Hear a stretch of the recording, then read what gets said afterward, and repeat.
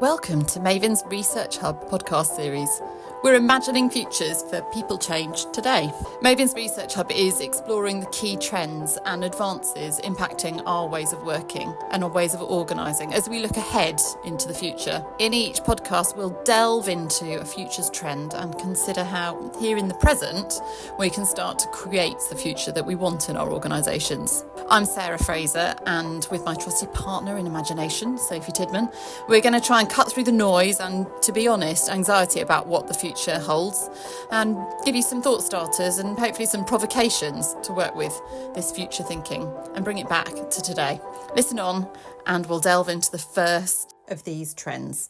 Ed Shrager from Charity Culture Catalyst joined us in the podcast cabin recently to discuss the potential of integrating AI into the way we work and our ways of organising. With lots of experience of starting projects and experimenting with AI with various organisations in the charity world, he was able to highlight AI's potential in streamlining, data crunching and aspects of working, reducing human bias and increasing efficiency. So that all sounded great. And we also recognised in the conversation the skill, particularly that he has and others that are AI savvy have, in applying some guiding principles and needing to do this really well. Because the danger is that generative AI could have a detrimental impact on the relational fabric of our organisations if we grow to depend on AI rather than using it to enhance and support human collaboration. So here's where we started. I'm Ed Shrager. I've worked for a small organisation called Charity Culture Catalyst, and we've worked with charities. So it does what it says on the tin, trying to help people improve culture, diversity, inclusion, change, all that sort of stuff. And recently, within the last couple of years, as AI has really sort of become more in the public sphere, we've then been looking at that and how can that help with the work we do with people in terms of changing culture, improving inclusion and diversity. Fab. Loads I want to link to, and we'll come back to all of that. Thank you. And just for those who haven't met me before, I am Director of Mayvin and leading on Mayvin's Research Hub into the future of organisations. So we sort of got connected through one of my colleagues who was starting to have conversations with you around AI. Yes. And I sort of investigated what you're doing because my background is mainly in working with charities and not-for-profit. So then I saw AI and not-for-profit and I was like, this is perfect. This is someone I need to speak to. So that's how we got connected, and we had a really good first conversation, then a really good second conversation, and now here we are. We've had some exploratory conversations around AI. I feel like it might be helpful if I sort of frame my kind of how I got into the conversation with you and like what I was trying to dig around in. So as part of the Research Hub, we're looking at a few different themes. One of them is around how organisations are integrating AI into the way that they work. So I am no AI expert. I am not a techie in any way, declared non-techie, but it's really interesting starting to speak to organisations and even playing around with it for Mayvin and noticing and considering how the way that we work will change, obviously, as AI becomes more of a feature of working life.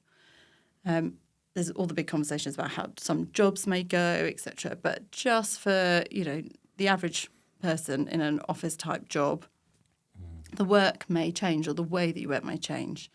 And I'm interested from an OD perspective on how that affects the way people work together, because AI almost becomes another member of the team. Lots of people talk about it as a tool. It is, but it also it has a place in an organisation's culture, in the way that people then end up working together. So I've been digging around in that in various conversations, but as we spoke, there were just some really interesting stories in terms of you using it in some charities, noticing, and kind of the value that you put on AI, and then sort of what I'm reading into that from the questions that I bring. Yeah. So that's sort of setting out how I'm coming into this sort of podcast and the questions I'm curious about asking. I wonder if there's particular things that you're coming into this with as well. Yeah, so just thinking about what you said there and from our previous conversations, I think the thing I see is two buckets or two, I can't think of a better word, a way of saying it than two buckets. One is the future, so kind of what you're saying about how organisations will integrate AI into everything that they do and it'll become a member of the team. I think there's that bit, which needs to be worked out. How's that all going to work and how's that going to play out? And then there's the bit which I think I'm more sort of into and more exploring at the moment, which is using AI to help work out how do we transform organisations to sort of get to that point. So there's a lot of stuff in organisations, and my experience is mainly in charities, but I think it's pretty much everywhere, where a lot of organisations, particularly the bigger ones, because of the nature of organising, are in this sort of command and control culture thing that's often done really nicely, but it's still got that command and control sort of vibe, with lots of hierarchy and lots of sort of bureaucracy and admin stuff. Yeah.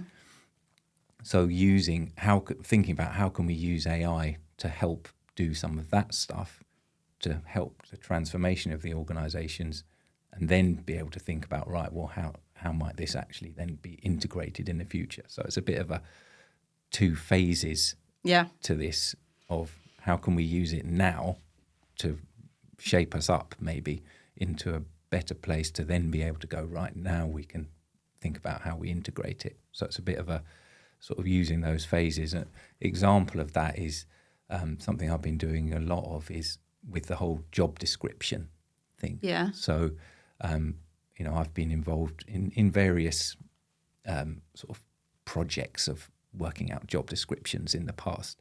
And it's can turn into a bit of a rabbit hole of time, of people spending a lot of time getting together, everyone's opinion coming in, trying to work out how it all fits together. And then writing the job descriptions. And then because people are people, they write them very differently. So you get this whole sort of different way of written job descriptions that are meant to be the same, but they're not. So you just get this whole puddle that's actually not really very helpful. Someone's got to unravel the ball of knitting.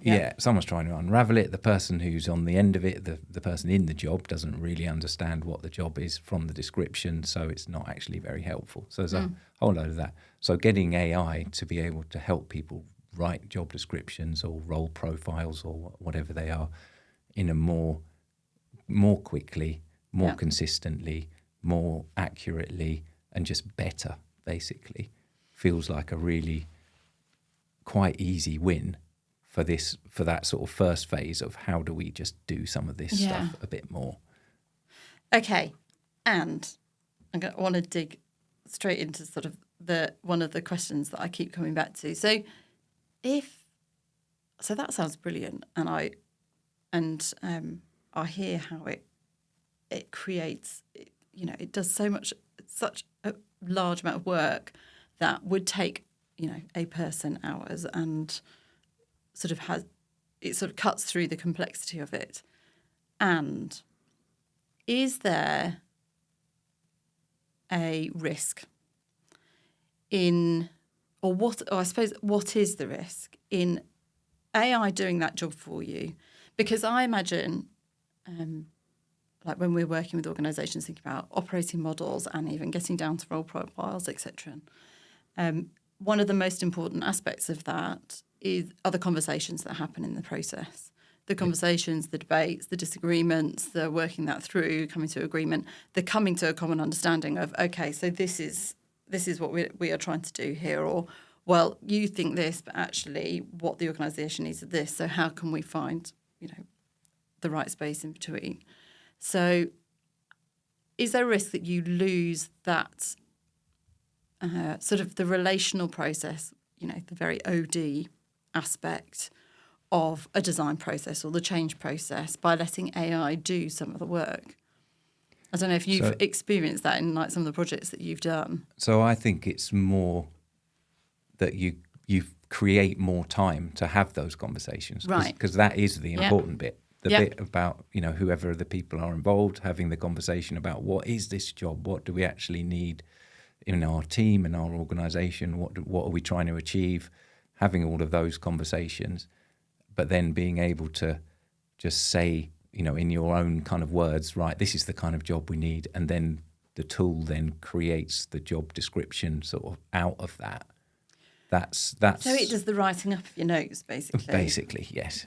At this stage. So still having all those conversations, because the AI doesn't know what your well, it can have your strategy inside its brain, so it pulls out, you know, your strategic things and your enablers, and it's got the language of your values and behaviors and all of that. So a really key thing just to put into the conversation is when we're talking about generative AI, there's this thing which is called RAG, which is retrieval augmented generation, which is that's the thing that I'm doing that people need to do, which is, and it's, you know, RAG is quite a nice way of saying it.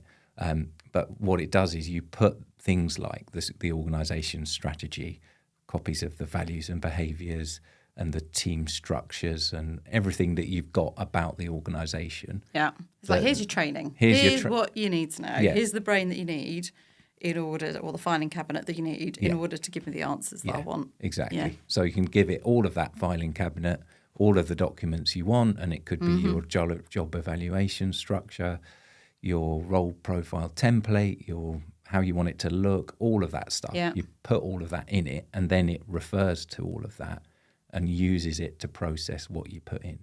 So that's key. You're not just getting this stuff and putting it into ChatGPT and hoping it comes up with something that you like. You've actually trained the AI using this RAG thing. Yeah. So that it then draws on stuff you actually want. So that's a key thing to put in there. That it does know how you want it to come out. I feel like I'm going to be the critique all the way through. I'm not trying to do that. I'm just trying to explore. But one of the things that anyone I've spoken to about AI, so experts I've spoken to, they always say, like, we just need to remember it is only as intelligent as we make it at the moment. Well, to an extent, you know, there's a lot of talk of how AI is going to, well, go beyond what we can do as human beings. But that sense that it will reflect back to us the values, exactly as you're saying, the biases that we put into it, and it's not going to sort those out for us. It's just going to reflect back what's already there. And I know lots of the tech companies are looking at ways to basically deal with those biases. So thinking about, you know, ensuring that it offers a bit more diversity, etc., in the opinions it reflects back. But in doing so, it then becomes less. I heard stories of it becoming less relevant or sort of feeding back really obscure opinions back, which don't make sense to us in a way. So you can train your AI, and I think there's something about, or is it just that we as then the human being element that comes after looking at what AI spits out to us, we just need to be really aware of the fact that we've trained it. It's not challenging anything that we don't know already in a way. It's just helping us to, I don't know, get to a conclusion faster. Do you see what I mean? I do. And I think that thing of being the human, there's this guy called Ethan Mollick who's written a really good book about AI, and one of his principles is be the human in the loop. So with all of these things, if generating a role profile or a job evaluation, whatever it is, having a human who actually looks at it and goes, is this the kind of thing that we're looking for, is always going to be key. So having that human in the loop to make sure it's not gone off on one. But I think as well. I sort of see that, but then reflecting back on doing this kind of thing before with humans without AI, Yeah. particularly, and going down the job evaluation route, particularly that. I don't know. Is it worse? My experience, yes. Yes.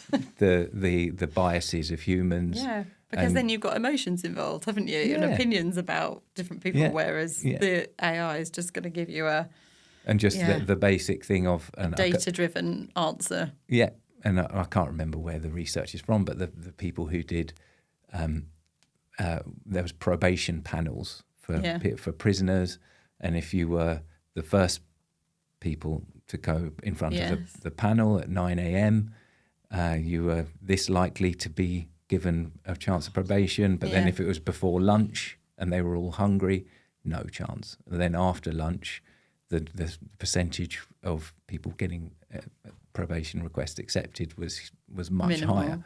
So all those things, if you're a job evaluator or writing job profiles or whatever, if you've got all your emotions going on, you're hungry, all those basic things just really affect you. Whereas with AI, it's consistent all the time.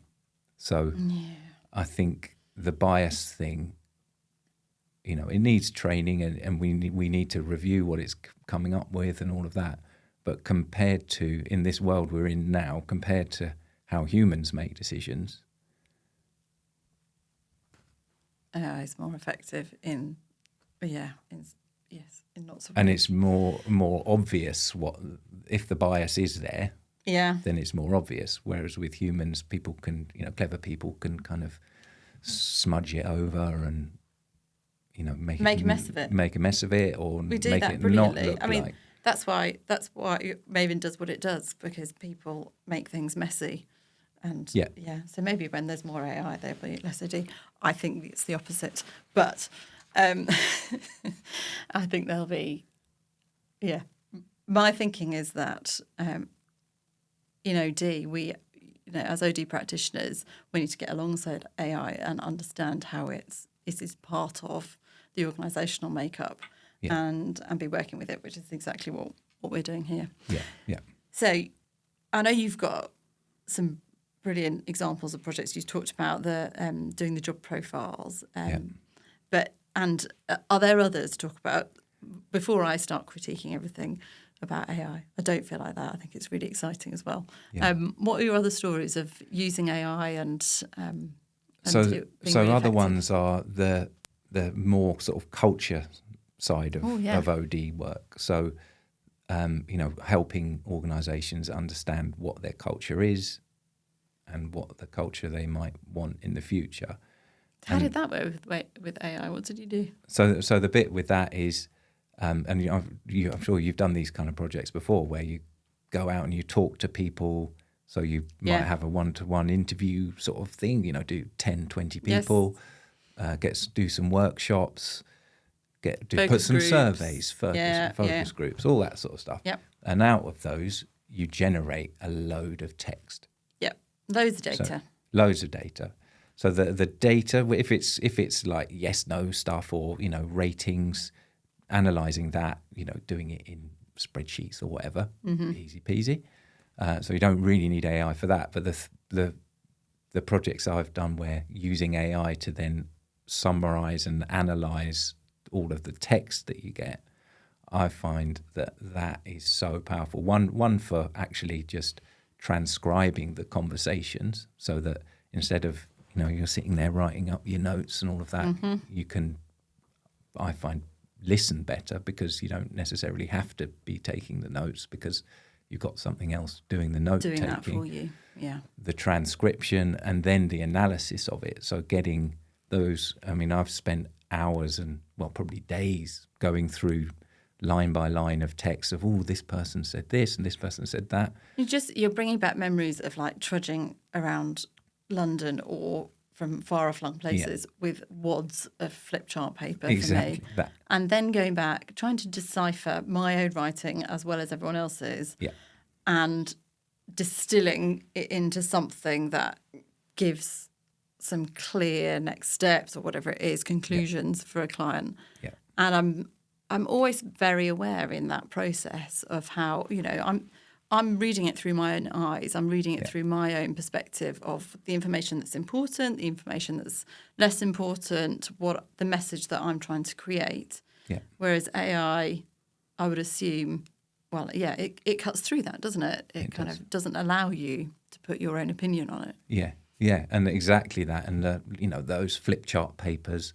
So if your writing's decent, like just get a camera, take a picture of it, and then get the AI to transcribe it into actual words, and then use the AI to do the analysis into, if you're using some sort of culture model to theme it based on that. So doing that whole bit. And it's not to say that, in the projects I've done, I'm not going to do it myself as well, but it's getting a head start, getting a first pass, looking at stuff, and then not, if I go, what I find with my own work is if someone else is there, there's someone in the room who I remember, and maybe I don't know, I like them or I identified with them, what they say comes through more strongly, and I go, I remember that person said that, and so also, therefore that's powerful. I think back to other workshops where you're really aware of the power dynamics and the relative power in terms of who contributed what. Yeah. So is it a director who said that, and therefore is it more important compared to someone else in the organisation? Having to be really careful about how you reflect that back. Yeah. And the bit then which in a slightly different situation but the same kind of thing is working on a project which had a collective consultation period going on. And I've seen a lot of times before when people give feedback on new structures or a reorg and people giving their thoughts on it. Yeah. Often what they're saying is very emotionally charged. So they really go off on one, basically, rightly, because it's passionate. They're passionate about it and it's very important. And they've got an actual point which is really important. But it can get lost in the emotion, the way they say it. Shared, yes. So if you're reading through that stuff, you're just like, oh God, that was just that person, forget it, just ditch it. But actually, if you use AI to process that kind of stuff, it doesn't really care about the emotions, and so it can strip out. So it's got this value as a noise. as a neutral observer, as a neutral participant, in the way that we might work. So I hear the real value in that, and used it in that way before as well. And I've spoken to other practitioners and people in organisations working like you, using it to consolidate a lot of data to make sense of it against models, etc. So it's got that value. And I also heard a story recently from a client where AI has started to be used in their organisation. They've got a sort of internal AI system that they can use. And so questions get asked to the AI and they use it to prepare for meetings and things. And interestingly, the story was, in this one example, of bringing back a perspective. I think it was a strategic decision that needed to be made.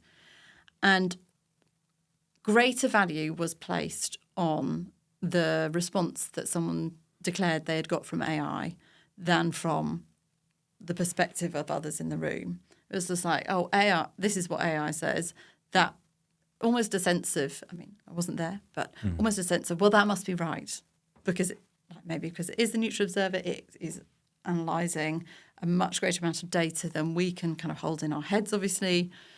So I think there is, I don't know, I'm aware that that it ends up having almost a quite high status in organisations. I can hear the way that you're using it in your projects. It hasn't got that feel yet. Or have you ever come across that sense? The AI is kind of regarded as the source of the truth. All-knowing, kind of thing. all-knowing being? Not really. I think that would be a classic "it depends" thing for me. So if someone was sitting in the meeting and they just said, "Oh, why don't we just ask ChatGPT and see what that thinks?" Then I'd be skeptical about that answer. Yeah. But if they were using RAG, retrieval augmented generation, and they actually had fed it some good data, and they were saying actually what we've put in is this, this, and this, and these are the things that we've put in, and then this is the question that we asked it, and this is how we prompted it, and this is what we've got out of it, then I'd be more likely to think, oh, well, that's because that's the person who's used it in a good way. So it's how. But this is it. So you're landing on another really important point for me, is that we know this, and it's a reminder that there are some real skills in using AI well. Yeah. Like it's kind of like, we all know we need a bit of training, and there's some interesting data around even Gen Zs are sort of anxious about the lack of training and skills that they feel they have to use AI, and people wanting that training and support from what their organisations. The fact that women are less or more concerned about whether they'll be able to use AI and integrate it into their roles, and sort of anxious about their skill level. But that, coming back to this fact that it is a real skill to use it well. It's about understanding the human element in using it, in creating a culture around using AI in an organisation, where not understanding where the human responsibility lies. I think you said that in one of our previous conversations. Understanding who's responsible at the end of the day is critical. I'm just wondering, it was almost a sense when we spoke once that you kind of realised that you sort of have an implicit skill in using AI.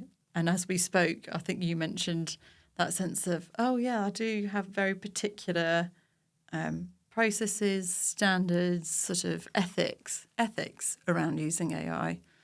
I don't know if you want to say anything about that. That was such an interesting conversation when we got to it. Yeah, and it's sort of, I think we shared a bit of Myers-Briggs sort of stuff before that as well. You're an explorer when it comes to it. I'm an explorer and sort of creative innovation, just see what comes out of it sort of person. I want to know how it works. Yeah. And so I've just been exploring for the last 2 or 3 years, however long it is, without really sort of noticing, until having conversations like we've had, and this conversation, and then thinking, oh, actually, there is. I have been using certain skills and principles. I think the key one, which fits with what we're talking about with the world of OD and organisations and change and all of that, a key thing we do is ask people questions. So if you're coaching or consulting or facilitating or whatever you're doing, it's all about asking people questions. So it's not really turning up and giving a big presentation, or a training thing, telling people what, from your position as an expert that blah, blah, blah, blah. It's not that. It's how can you craft a really good question? And that's always been a thing with OD and change stuff is, the question you ask creates the change. What's the question that I could ask this person to help them move on, or this organisation or this team? And that is one of the key, if not the key thing with AI, is asking it the right question. So if you're good at asking questions, yes, which I think most people in the world of OD are, then you can ask a good question of the AI and go, this is. How do you know? How do you know if you've asked it a good question? That it well, gives you the comes up with stuff. The answer that you're looking for. No. it comes up with good stuff. So I think it's, and it is all very exploratory, I think. And the other part of the mindset is thinking its first answer isn't necessarily the it's answer. not the right one necessarily. You know, yeah. it's like, I think that there's I don't know if it's an AI phrase, but there's this thing about, you know, one shot, people expecting if I ask it a question and it gives me an answer, that's it, done.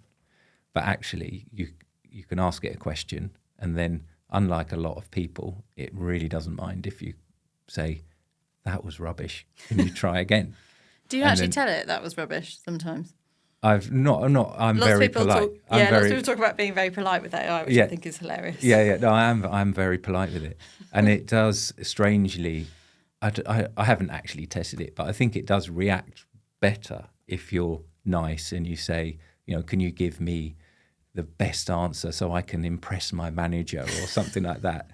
It does. It seems It to come performs out with better. something. It's like people, but it doesn't mind if you say that wasn't quite right. It wasn't what I'm looking for. Can you try something a bit more inclusive or something a bit more of this or a bit more of that? And it'll keep going and going and going. So it's that iterative thing, which again is a very, very much part of what I see as the sort of OD mindset of being emergent, Absolutely. see what comes out of it, being iterative, asking questions. So it's getting into that mindset of thinking through it like that. So there's two things then that feel like really important in skill set, and both at the level of, just so far, both at the level of thinking about how organisations integrate AI in their culture, but also then at the individual skill level. But one is like being very conscious and aware of the data that you're feeding it, of course, and conscious of what the implications of that. And two, developing the ability to ask really good questions, being really intentional about that, but letting that be an iterative process. Yeah. Yeah, like that. What else would you say? So I think there's, with all the different models, and I the one that pops into my mind and most people's mind is ChatGPT, but you know there are lots of them out there. There are others. There are others, and it's possible to use different ones for different things and almost use them in combination with each other. So it's almost having a, you know, you can get something out of one and then put it into another one and then rinse it out through a different one. And so sort of using it in those ways in quite a flexible kind of way. Which is, it's almost like having a few colleagues that you're chatting to and getting their different opinions, right? Yeah. Okay. Yeah.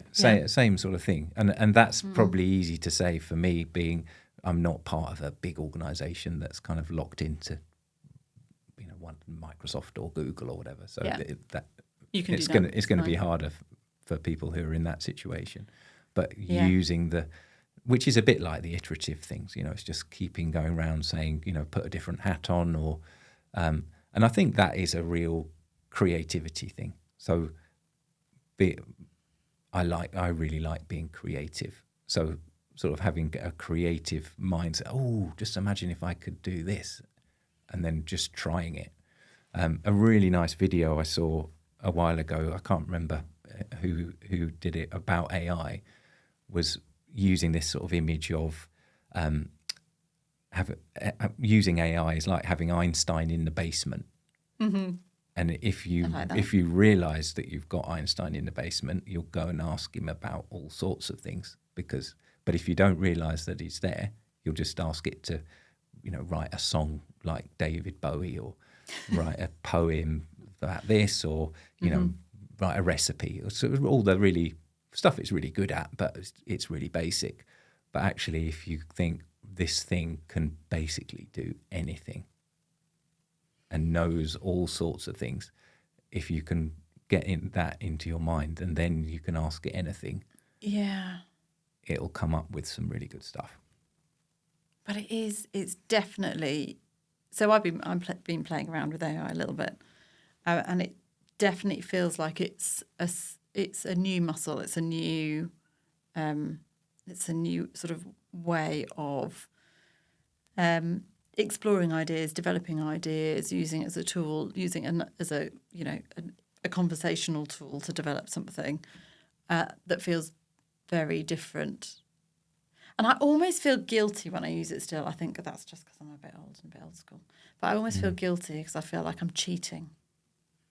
I feel like I'm cheating and like getting to an answer, but that I really should do myself. I should do the work myself. I wonder if others will feel like that. You don't. I don't know. Just no. like there's I've so got many possibilities. absolutely. I need to get over that. I get that. Yeah. I get that. But what I'm kind of curious then going on to, what do you think is the possibility as you started to experiment with using AI in the projects that you're doing, you know, transformation projects, organisational change projects? Like what do you see as the potential? Like what are you excited about as you look ahead? So I think for me, in the world of OD, so coming back to my charity culture catalyst thing, you know, we started that up, me and my business partner, because we wanted to give some of the tools and support to charities, and we're talking small charities mostly, who wouldn't normally be able to afford that kind of stuff because, you know, traditional consultants, it's very expensive stuff. So that's where we started, and giving people tools of this stuff, how they can do this kind of thing themselves. And where it potentially can create so much more value in that small organisation, still needing to do all the things that big organisations are doing. How can they do it with less resources by using AI? Yeah. Amazing. So we sort of started with giving them tools, and then AI comes in and we can go, and now you can use this stuff. So it's just made that even more possible.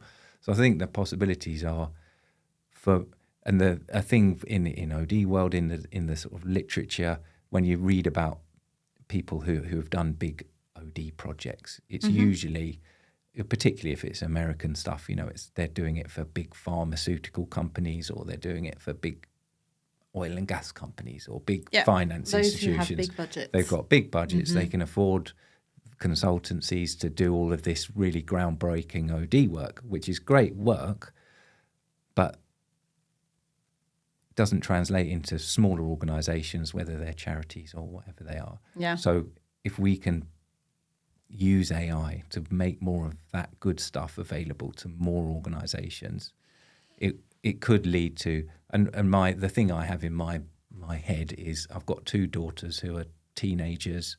They're going to go into the workforce at some point. One of them wants to be a doctor, probably in the NHS. I would really like the world of work to be a much more nicer place, right, when they get there, particularly for women, but for everyone. I remember us having our initial email exchange, and sort of getting to know you a little bit, and first conversations, and sort of sense of sharing a bit of why we're doing this. And I'm in it for the same thing. So I've got 2 kids, and it's like, how can we think about the future of organisations and the workplace being healthier than it is now? Okay, great. Some organisations have amazing organisational cultures, and there are some great examples. And it's also, workplaces are not necessarily easy. Like post-pandemic, it's not like there are new challenges, and still a lot of issues around equality, diversity, inclusion, etc.